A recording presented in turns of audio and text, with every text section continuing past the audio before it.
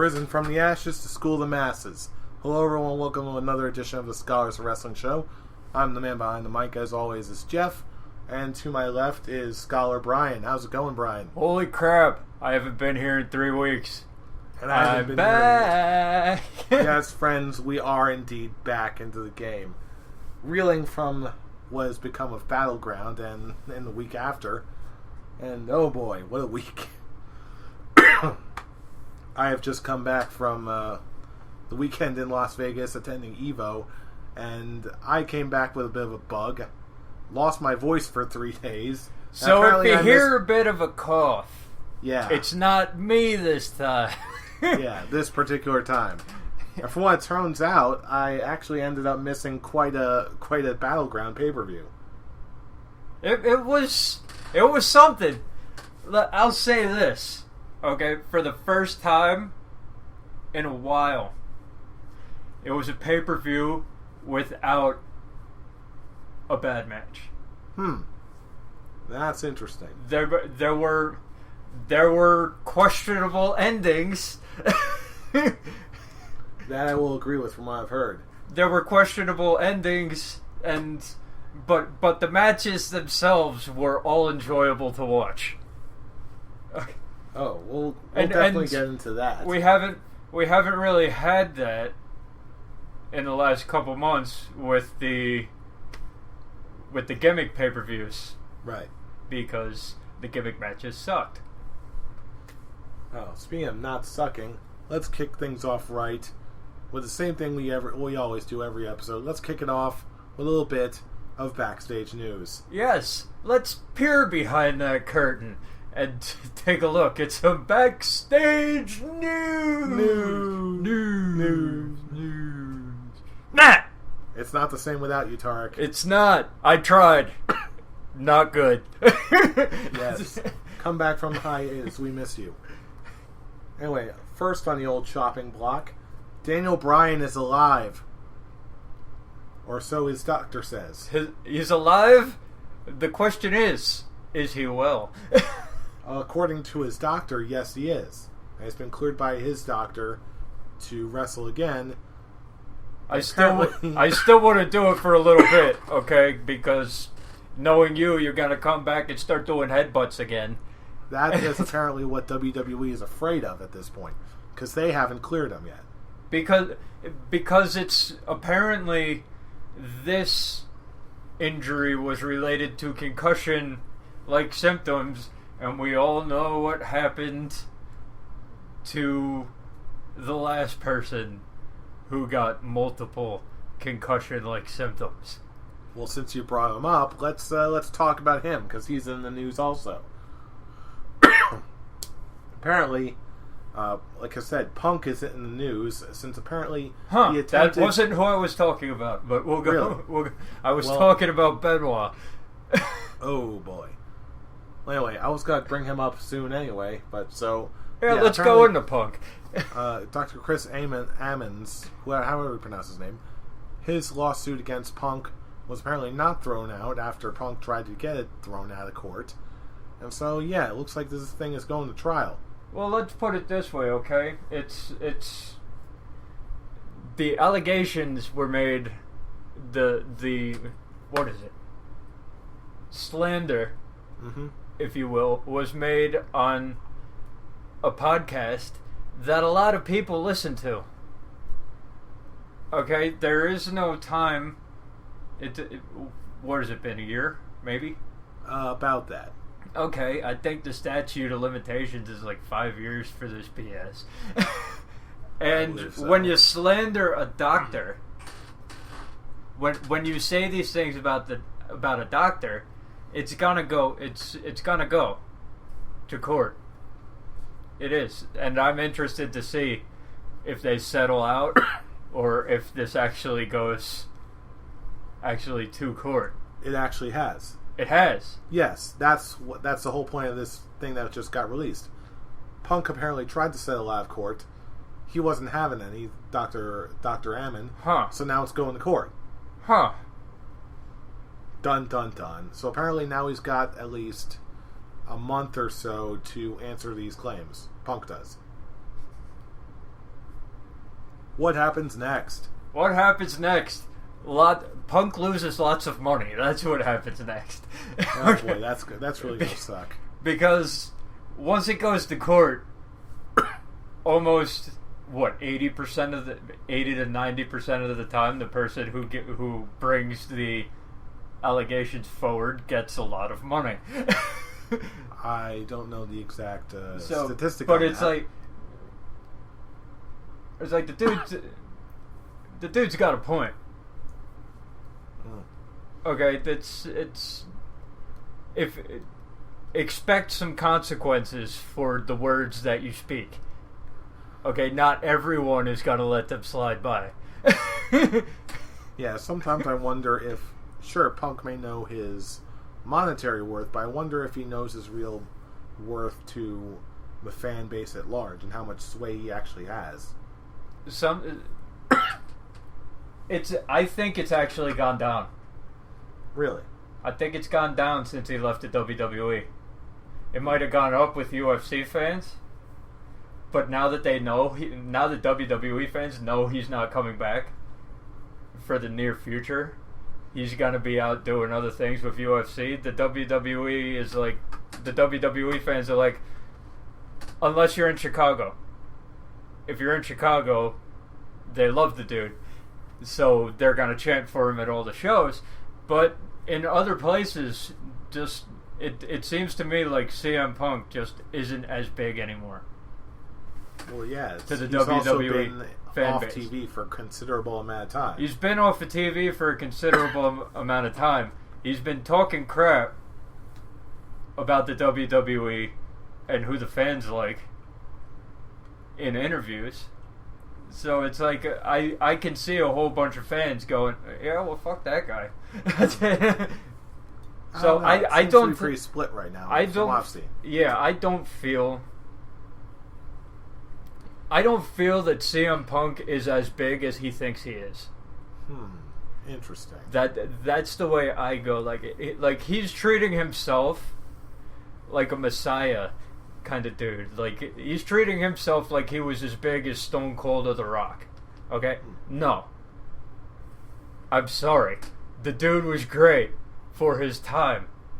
Okay? He was starting to get stale as he was leaving. He was also deathly ill when he was leaving. He was also deathly ill, but his whole act was getting stale like the 6 months to a year before he left. Yeah, because he was also not able to have the energy or the time to really innovate like he could. Okay, still. Okay, I go back to that Chris Jericho CM Punk feud. Okay, where he did the same promo. The same exact lines. 3 weeks in a row. Okay, that was before all this stuff about him being sick, the injuries and all that. The WWE making him face Ryback in the street fights instead of going to, what was it, WonderCon? Yeah, or whatever. Instead of doing that. That was the year before that, when he was still big. And I thought that he was getting stale for that portion of 2012. Okay, then he went heel, started getting it back, and then he turned face again, and it was right back to 2012. Okay, his prime in the WWE was that storyline with the John Cena that from July till about April of 2012. That was his prime. That was when he was at his best. And they turned him heel because they couldn't do anything with him anymore. They needed to switch it up. I'm still not entirely sure if I believe that story, honestly. Well, either way, in my eyes, we'll go it this way. It's different for everybody. In my eyes, he was stale in 2012. Okay, I loved his matches, but the character was stale. Okay, I can't. When The Rock and Stone Cold were around, they never got stale for me. So it's CM Punk, in my eyes, right now, is too big for his britches. So you think I think this could bring him back down to size. And him getting his ass beat one time in UFC, okay, at one point, will humble CM Punk. I think CM Punk has too much of an ego. He has an ego issue. I've stated it for a year. I've stated it ever since he left. He's not Stone Cold. Okay? I get why he left, now that it's coming out. The whole instead of going to WonderCon and chilling out for a week, getting paid $25,000 for doing one autograph signing, and instead WWE says, "Hey, go over to Europe and face Ryback in death matches and street fights every day for $5,000 for an entire week." I get it. It's been a year. Okay, suck it up. Worry about your UFC career. Get through this nonsense with the dude who's suing you, and we can all move on and stop talking about you. You said one thing that really struck out at me. You said the word humble. Speaking of humble, I saw something very interesting this week. Sheiky baby? Yes, Sheiky baby. Sheiky baby! Yes. I was looking through the annals of Netflix, and apparently the Sheik's documentary is actually on Netflix right now. Really? Yeah, I just watched it, and it is actually really fascinating. So you recommend it? Oh, absolutely.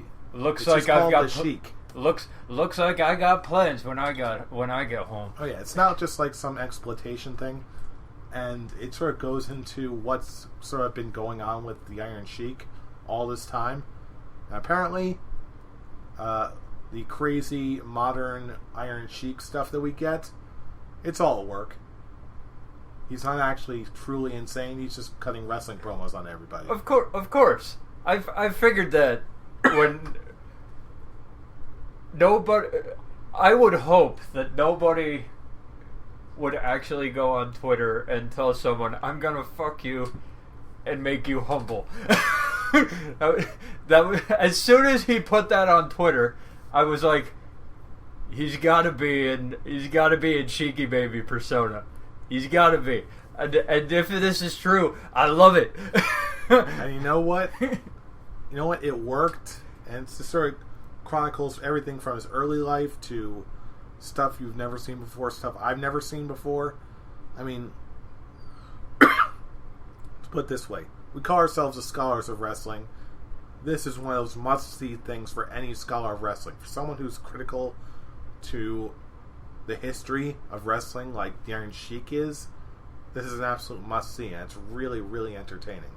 It gets a little dark at some points, and I think you know which ones I'm talking about. Of course, it's the Iron Sheik. If it's a documentary on the Iron Sheik, you got to go through everything. Oh yeah, but you know what? It really does run the gamut of everything in the Iron Sheik's life. Oh man, you gotta see it for yourself to believe it. He's definitely not all break your back and make you humble. He's a legit guy, and it's the kind of guy I wouldn't have even imagined in years. He's a Sheik. You gotta see it. He's the Sheiky baby. He is indeed the Sheiky baby. Oh. Take a sip of the clear liquid. Swig of the clear liquid for the Sheiky baby man. Indeed. Oh boy, that Vegas bug isn't going away anytime soon. But you know what? I gotta soldier on, because you know why? Because the climax is finally upon us. The G1 climax has officially begun. I'm back. We're in there, and as of the recording of this podcast, which is the 23rd, 2 G1 Climax shows from G1 Climax 25 are officially in the books. DVD Phil? DVD Phil? What about DVD Phil? How bad did he lose? Well, he lost. Of course. Yeah, the way it worked... DVD Phil, Climax too early. So it seemed. Ba-da-boom! Yeah, the way it worked is, as of this recording, there were only 2 events that have gone on. So that means that both A Block and B Block have had 1 event so far. Okay. So really, there's just a bunch of people with 2 points, and then a bunch of people with none. All right. So after 2 events, this is how the things work. With 2 points in A block, we have AJ Styles, Tanahashi, Hiroki Tenzan, Tetsuya Naito, and Togi Makabe. So the usual suspects, really. The ones you expected to win their first matches. Not necessarily. Which means you also have, with 0 points, Shibata, Kota Ibushi, Bad Luck Fale, Doc Gallows, and DVD Phil. From B block, which is really surprising to me. Excuse me. We have, with 2 points, Hiroki Goto, Carl Anderson, Rainmaker Okada, Tomohiro Ishii, Yuji Nagata, and that's it. Which places with 0 points, Tomoaki Hama, Michael Elgin, Satoshi Kojima. Kojima! There it is. Yujiro Takahashi and his little lady friend there. And Shinsuke Nakamura has 0 points so far. Some very interesting points, but again, it's only been 1 night so far for everyone involved. I believe by the time this episode goes up, there should be at least 1 or 2 more nights. So these will probably fluctuate by the time you actually hear this podcast. But as of the first nights, the people who I expected to win won. With the exception of Nakamura. With the exception of Nakamura. Every other name that I recognize won. So it's like usual suspects. Things could change. We shall see. Yeah, there's got to be a better spread of points going on here. Again, it's only the first 2 shows. Anything can happen. I expect to see AJ Styles and who was the second name that you? The second name that I mentioned. Yeah, Tanahashi. I expect to see them in the mix at the end, obviously, because AJ Styles is AJ Styles, and Takahashi is a big Japanese name. So you want to talk about big Japanese names? You know who AJ Styles' next opponent is? Nakamura? DVD Phil. DVD Phil! Take him, DVD Phil! Take him down! I think he's actually facing him tomorrow morning, our time, at like 5:30 a.m. No, I'm not waking up that early. You know what? I just might. I just might go to bed early just so I can watch DVD Phil face off with AJ Styles. Just see what happens. Oh well, we're still rooting for you, DVD Phil. We'll see how that goes. Anywho, back to the business at hand. We apparently had a damn good show on Sunday in WWE Battleground. Care to walk us through a bit? Yes. It was some decisions were not as good as we would have liked. Some decisions made, but the wrestling was good all the way around. Nothing that I could actually pinpoint that was the weak spot of the card. The Divas were fantastic. So I heard. Hey, with this lineup, how could you go wrong? Yeah. Anyway, the show started off with Sheamus versus Randy Orton. Not Wade Barrett beating R-Truth? Or was it's the pre-show match. And it's a feud that I haven't cared about since ever. And that's fair. Wade Barrett got his pay-per-view win back, and hopefully we can be done with this comedy gig. Okay, King Barrett won King of the Ring, and he's in a comedy feud with King Truth. That's King What's Up. King What's Up. Okay, this is stupid, and hopefully it's over. Speaking of stupid and hopefully over, walk us through Orton versus Sheamus for a little bit. Honestly, okay, whether you like the storyline or not, whether you like the wrestlers or not, when they are against each other in the ring, it's always a pretty good match. whether the crowd is into it or not. And tonight, well, last Sunday night, okay, the crowd was into this one. The crowd was hot for Orton versus Sheamus. And I wouldn't say they took the house down, but it was very competent. And I had fun for the first time in a long time with an Orton versus Sheamus match. Huh. And it was definitely a great opener to the pay-per-view. It got the crowd into it, kept them into it, and of course, Orton out of nowhere with the RKO gets the victory, as anybody could have expected. Okay, it's Orton's hometown. It's his comeback pay-per-view. Sheamus took him out. We all know what happens here. We all knew what was going to happen here. If you picked Sheamus, you're not a scholar. Okay. Hey, it's like I've always said. It's not the destination; it's the journey. How would you say this Orton match delivered? Yes. All right, then. Really, what more can you ask for?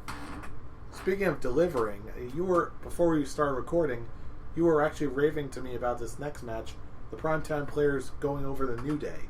Well, if you go back to Money in the Bank, okay, when the Primetime Players won the tag team titles, the match was alright. The weak point was Titus O'Neil. And his stiffness and his inability at times to hit moves correctly. Okay, there was none of that in this match. It was crisp. Everybody had good spots. Titus O'Neil had the hot tag, and it was the hottest tag I've seen in a hot tag team match in a long time. Okay, wow. He was just beating the crap out of everybody, running full speed, hard. Titus O'Neil hot tags used to be as bad as when the Big Show would get a hot tag. And he's lumbering around the ring, throwing blows and trying to squish people in the corner, and it takes him 5 minutes to get to the other side of the ring. This was very crisp. It was very fun. I've said that I wanted the New Day to win, but I am happy with this match. The Primetime Players took it. It was a nice surprise for me, and another step in a pay-per-view that not many people were invested in. They didn't put a lot of work into this pay-per-view, but so far, the first two matches, I was happy. All right. Going into this next match, though, Bray Wyatt going over Roman Reigns, which I'm told is Roman Reigns' first pay-per-view loss in quite some time. First singles loss ever. Loss, yeah. And walk us through this. What happened here? First of all, Bray Wyatt beating Roman Reigns, whether it was clean or not, on pay-per-view, makes me one very happy scholar. Oh, makes me happy too. Okay, but I gotta say, once again, on pay-per-view, Roman Reigns brings it. Okay? In big match situations, on pay-per-view this year, Roman Reigns has not let me down once. As far as match quality? As far as match quality. Huh. Okay? Every match that Roman Reigns has had on pay-per-view has been at least great, sometimes fantastic. His performance specifically. Yes, I'm talking about the Money in the Bank ladder match. Hey, you're allowed. You're allowed. But it's also... But this match was another one. This was a great match. Okay, they're both just doing what Roman Reigns and Bray Wyatt should do to each other. Beat the ever-loving hell out of each other for 20 minutes. We got the spider walk. We got the rage-induced Superman punch. We got Roman Reigns trying to do that drop kick on the outside and getting clotheslined to hell from in the ring, Bray Wyatt. And just this match was in JR's terms, a barn burner, a slobber knocker. And that's when the whore came in. And that's when the whore named Luke Harper arrived. Okay, that works. Okay, basically, what happened was Bray Wyatt takes down Roman Reigns on the outside. I forget what move he hit him with, but dude was down. Bray Wyatt gets a chair, starts looking at it like it's Sister Abigail, turns around right into Roman Reigns. Roman Reigns takes him down, starts throwing chairs Dean Ambrose style into the ring. Turns around, dude in a hoodie. One of those strapped hoodies. You can't see his face. Okay? Super kicks Roman Reigns. And you would think his head fell off the way he sold it. Sold it perfectly. Okay? Bray Wyatt gets him into the ring, hits him with the Sister Abigail, gets the 3 count. Bray Wyatt wins. Everybody's happy. And he lifts the mask. I saw the beard at first, so I was like, there he is! It's Luke Harper. They're getting the family back together. Yes! The only reason Rowan's not there is because Rowan's hurt. And it's... So... That works. Harper joins back up with the Wyatt family. I can almost guarantee that when Eric Rowan is no longer injured, is 100%, he'll be back. We'll get the full Wyatt family reunion. And, yeah, this match was great.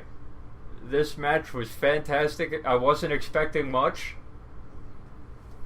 But with the storyline and the way that they played this, it was good stuff.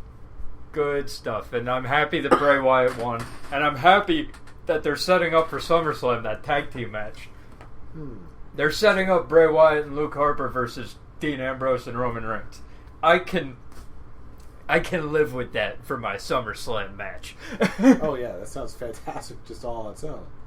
But speaking of fantastic, this seems to be where the card really started to heat up. We apparently had Charlotte Flair defeating Brie Bella and Sasha Banks on pay-per-view. These two NXT women, I won't call them divas. Screw that noise. Okay? These two women brought Brie Bella's game up to an all-new high that I've never seen her perform before. This was This was great. For a divas match on a pay-per-view, this was fantastic. Now, I will say, though, I did hear one little snafu that Michael Cole had. Yes, Michael Cole. Yes. Do you know the one I'm referring to? I don't know, because when I watched it, I wasn't really paying attention to the commentary. Apparently, at some point, Michael Cole accidentally called Sasha Banks Sasha Grey. Again, He called her a porn star. Yeah. It was like, nice, I love it. Nice subliminal slip there, Michael Cole. Now I know. I know what you were doing before the show. I was going to say, wasn't Sasha Grey even retired for a while? I mean, I don't even know. Hey, videos are still there. That's it. Yes, they are. Yes, they are. But still, you should be doing your job, Michael Cole. Come on. Come on now. Sasha Banks is awesome. How you got to screw up her name like that?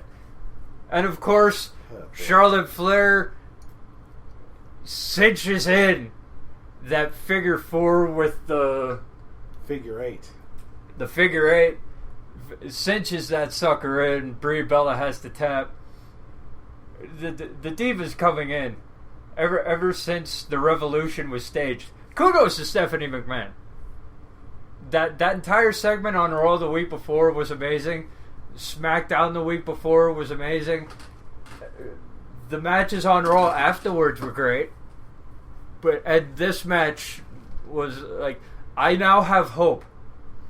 Tarek, there is hope, my good sir. And it has arrived in the likenesses of Sasha Banks, Charlotte Flair, and Becky Lynch.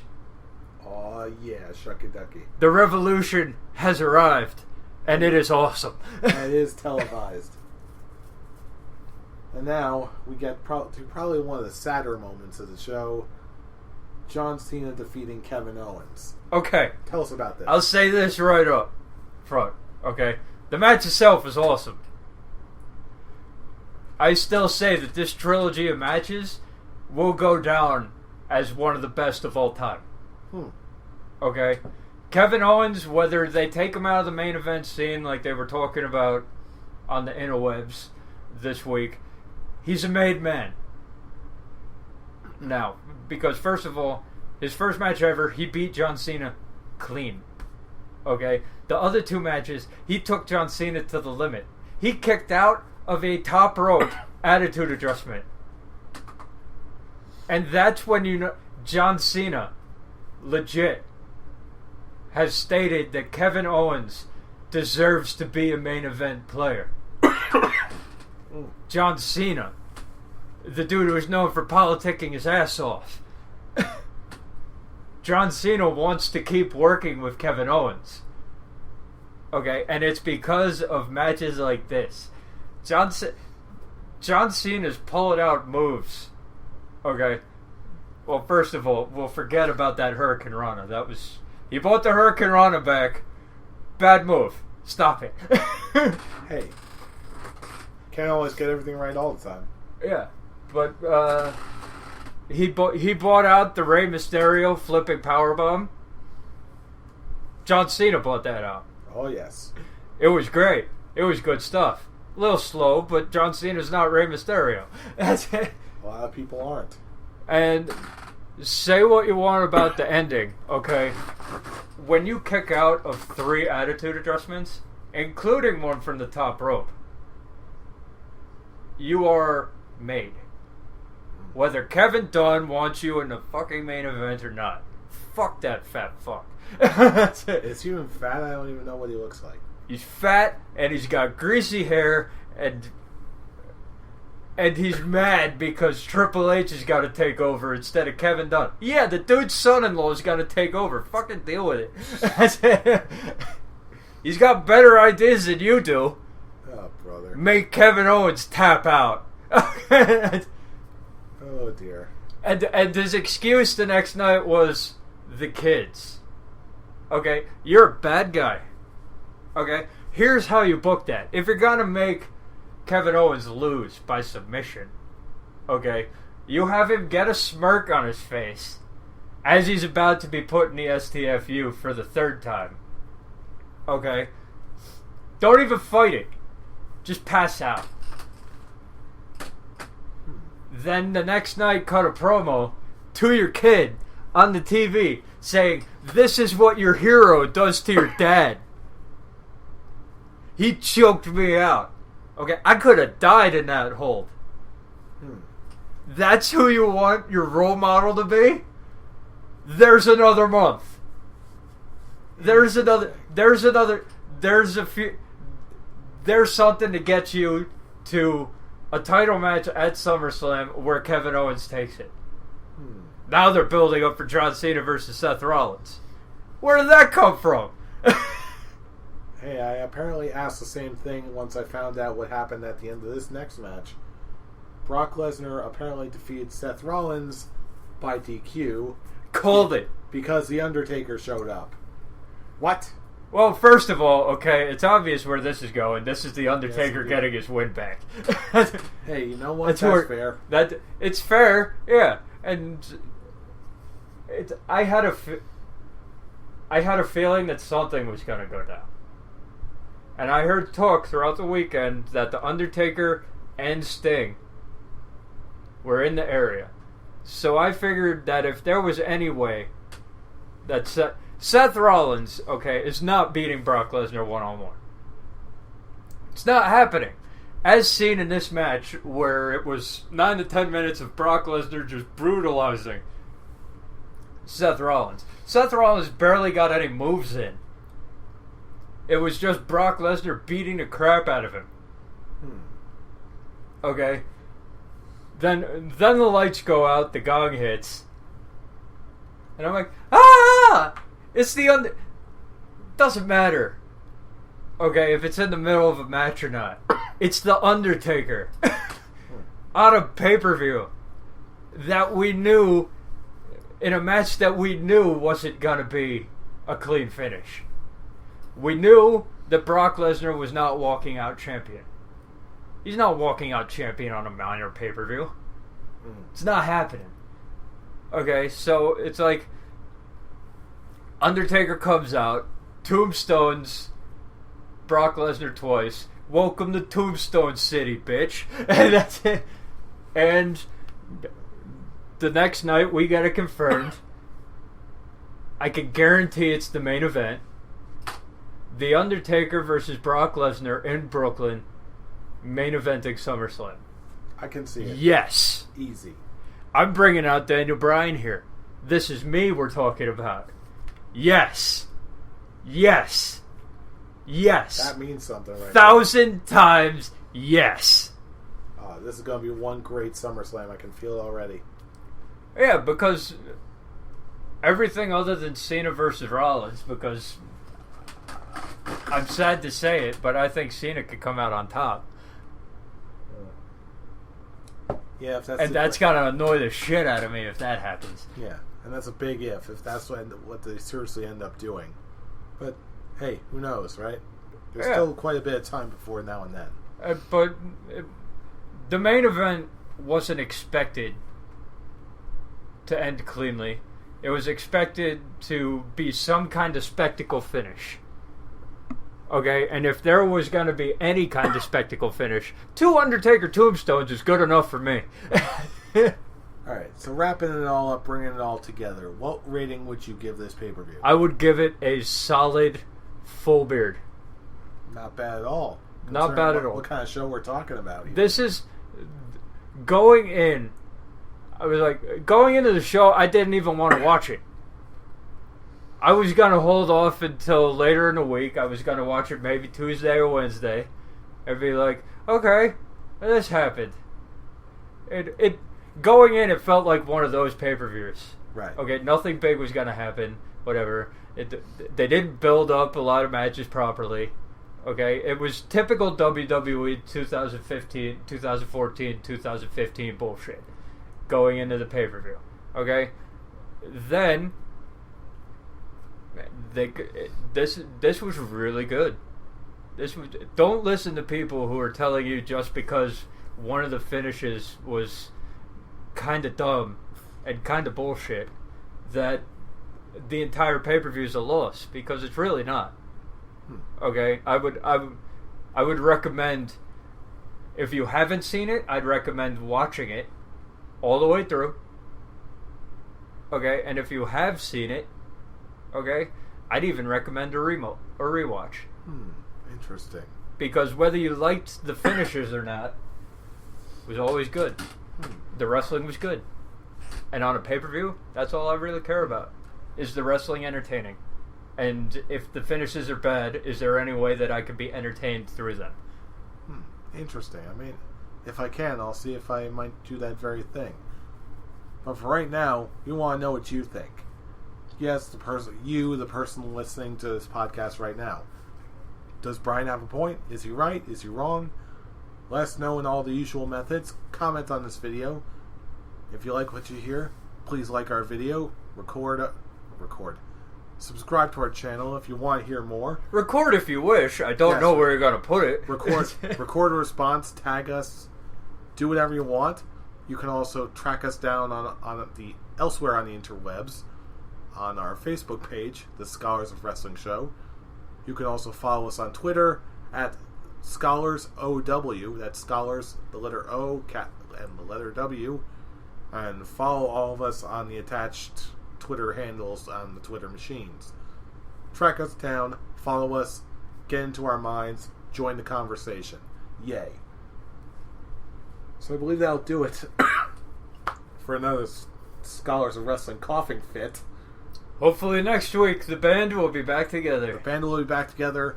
No one will be sick. Everyone will be in good health, good spirits because of good wrestling. One can only hope and pray, right? It's the build-up to the second biggest pay-per-view of the year. I'm feeling pretty... Nope. Royal Rumble's third. Sorry. To you? Wow. No, Royal Rumble's third because the last couple. Yeah, true enough. But SummerSlam's always good. But you know what? That's another conversation for another time. In the meantime, we're the scholars of wrestling, and you have just been schooled. You're welcome. See you down the road.